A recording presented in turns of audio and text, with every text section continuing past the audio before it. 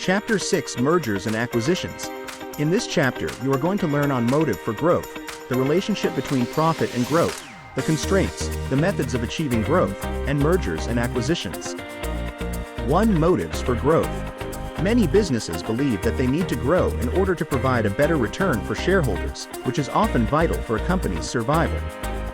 The motives for growth can therefore be found in the many ways in which growth can help a company achieve its overall aim.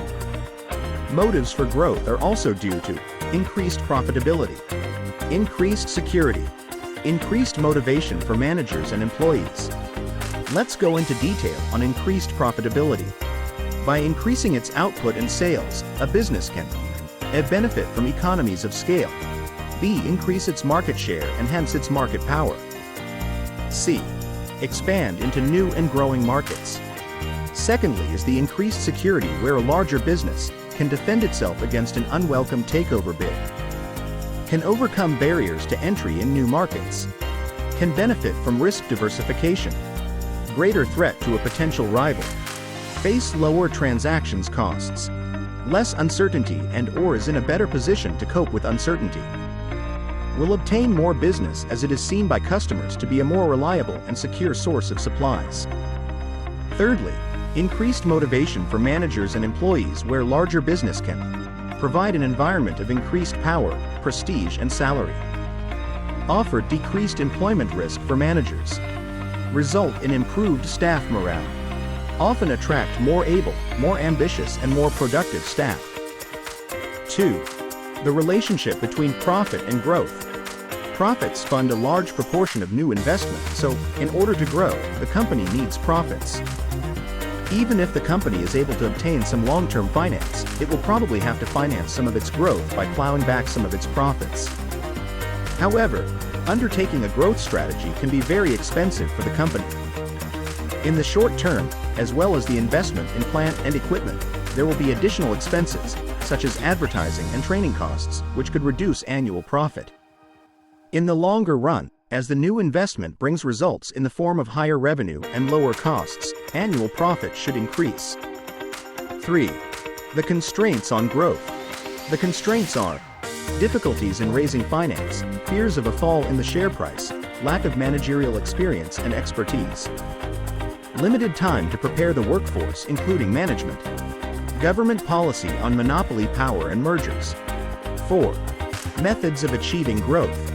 There are many methods of achieving growth, but they can be divided into two main groups. First, internal or organic growth, i.e. expansion of its own operations.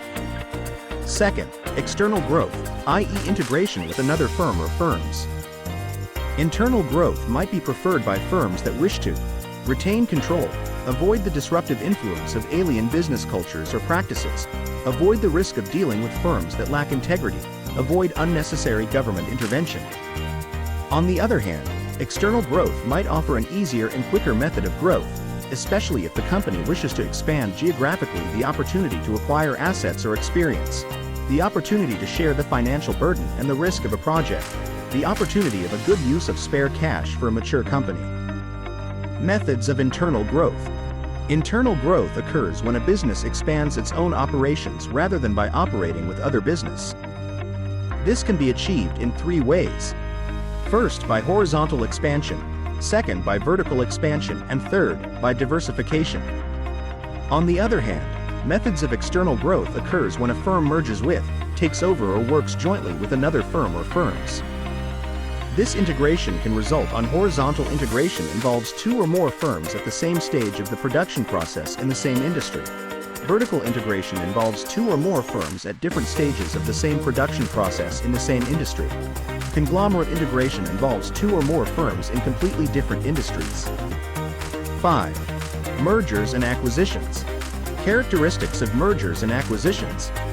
A merger occurs when two or more firms agree to combine their business operations into a new legal entity with a new name.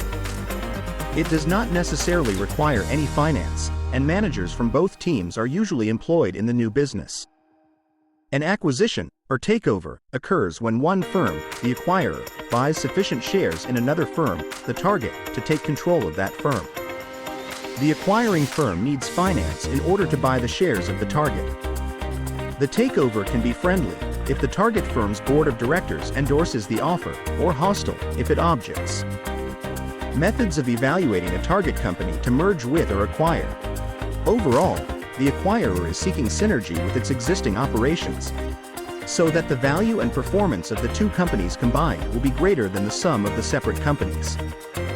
Once a decision has been taken to engage in merger or acquisition activity, a proper assessment of the target company must be conducted. Examples of information collated includes 1. Financial information. 2. Capital structure. 3. Employee and management information. When evaluating a potential target company, an acquirer might consider the following headings: resources, costs, market, security, and compatibility. 5.2 Methods of evaluating a target company to merge with or acquire. Alternatively, the net gain to the acquirer's shareholders could be seen as the wealth with the acquisition less the wealth without the acquisition. The market value of the businesses will change over time depending on the information released and the attitudes of the shareholders of the acquirer and the target towards the proposed acquisition. It is probably impossible to arrive at a single figure for the purchase price of the business.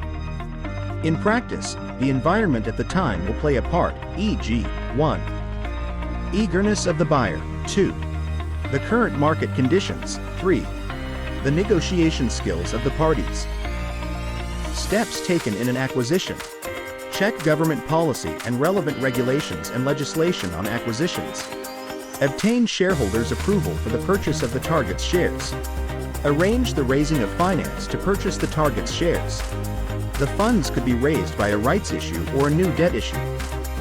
Determine the method of payment for the target firm's shares. Approach the board of directors of the target company and make an offer. 1. If the takeover is friendly, discussions will take place, due diligence will be performed, a definitive agreement on financial matters and non-financial matters, such as management structures, will be reached, and shareholders and regulators will be asked to approve. Lastly, leveraged buyouts. A leveraged buyout, LBO, is different from an ordinary acquisition in 2 ways. 1.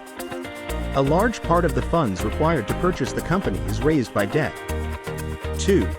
The LBO becomes a private company and ceases to trade on the open market. The main motive for LBOs is profit. The profit might arise from selling off the assets that are not needed, the tax relief on debt finance, the installation of a new management team that reduces expenses and capital spending. However, many private equity funds have been criticized for stripping the firm of its asset and destroying jobs. The main motive for MBOs is to improve efficiency and hence to save businesses and jobs. In large, diversified companies, small divisions can be ignored and subsequently threatened with closure.